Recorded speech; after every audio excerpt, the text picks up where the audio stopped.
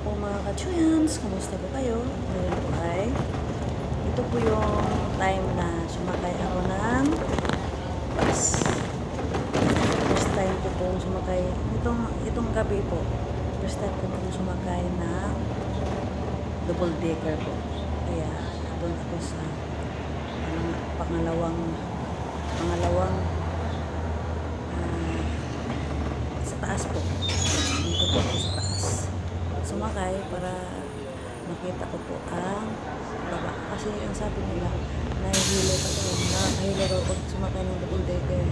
Hindi naman po. Doon sa Bukidnon po, sa province ko, may mga double decker na po doon, yung pababa, pabama bus. Tapos, hindi ko na-try magsakay. Kasi takot ako kasi ang daan po ng tulog ay sobrang parang ano po, yung bituka ng manok. Parang bituka ng, ay kahit anong bituka. Hindi lang pala manok ng bituka. Yun po. Hindi naman pala nakakahilo. Ito, lang po lang sila sa taas. Pagturang kami, kadalasan namin sila. Ito naman po, kaya naisipan ko, sa sunod, bibiliin ko naman ang double decker ang sasakyan ko po. Hindi lahat ng barangay dito ay available po ang double decker. May part lang po. Kaya kahit hindi doon ang sadya ko, ay sakay na lang. Parang sakay pabalik. Parang joyride na lang din ang ginagawa ko. Minsan, pag nag-DO po ako, wala akong plano magpasyal-pasyal ng shopping mall lang naman dito ang madaling puntahan. Pinipili ko na lang po mag-joyride sakay ng bus. Kasi ang bus po ay magbayad ka lang po ng 1/4 o roba. Sa atin po ay ano na po yan, 40 pesos po. So ito naman po yung araw po. Ibang araw naman din po ito. Ito po ang sumakay naman din ako ng ano po, bus na sa araw po to. Yan. Pangalawang bisis lang po ako sumakay ng double decker kasi sa panahon pa to na ano, yung parang gusto kong sakay lang ng bus. Hindi bababa, sakay lang. Round trip. Pero, katagalan, hindi na naulit kasi nakakasawa din pala. Taong bahay lang kasi ako. Mostly sa bahay lang ako palagi.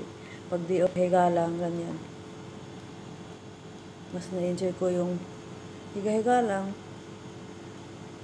Lalabas lang pag may bilhin.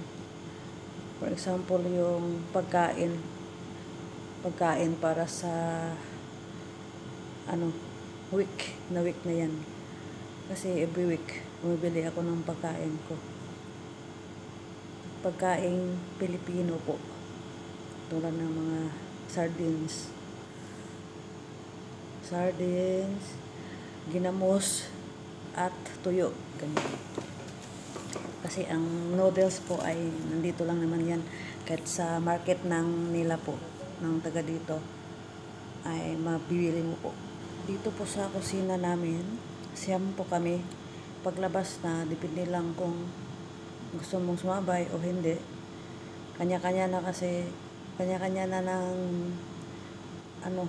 labas. Punta ng mga common friends. Kasi pag kami, depende lang din, kadalasan hindi kami nagsama-sama. Kasi buong week na kaming nagsasama-sama dito. Doon naman sa yung iba na ipakita sila sa mga relatives nila, yung mga kaibigan din nila. Yan. Ako din, pag yung lalo na yung kabarangay ko, may mga kasama, may mga nandito din nagtrabaho sa Kuwait yung mga kabarangay ko. May isa. At saka minsan, kadalasan, yung ka-agency, ganyan. Yung nakasama mo sa agency. Ganyan, yan din ang maano mo. Or yung mga old kasama mo noon. Kasi minsan, katulad ko, pangalawang beses ko na pong bumalik sa Kuwait. First kong pumunta dito is 2014 hanggang 2017. Bumalik ng 2021 hanggang sa ngayon po, 2024 po. Doon sa Pinas, yung mga nag-aabang ng pagmamashroom ko po, ay hindi na po napagpatuloy ng kapatid ko kasi wala siyang ano po sa pangmamashroom. Hindi ko naturuan. Self-study ko lang din po ang pangmamashroom ko po. Tapos, yan, mahirap kaya pag ano po, yung hindi po siya na i-studyhan po. Kailangan po din mag ano. Kaya yung gustong mag ano po ng mushroom ko, tingnan niyo lang po ang old videos ko. Yung nagre-request po din na mag ano ako, subtitle, pag magka ano po ako, magka-time po ay i-ano ko po, i-re-upload ko po na may subtitle po.